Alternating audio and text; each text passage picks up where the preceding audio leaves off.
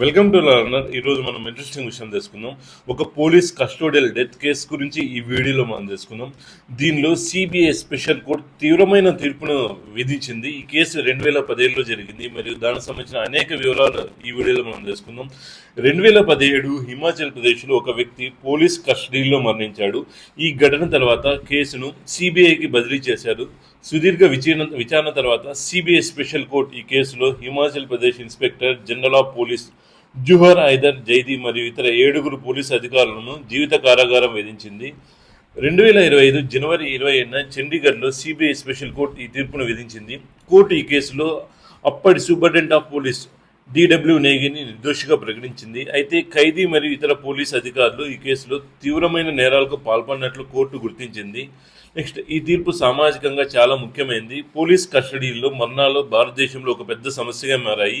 ఈ తీర్పు ద్వారా న్యాయం చేయబడినట్లు అనేకులు భావిస్తున్నారు. అయితే ఇది పోలీస్ విధానాల్లో మరింత సంస్కరణలు అవసరమని కూడా సూచిస్తుంది.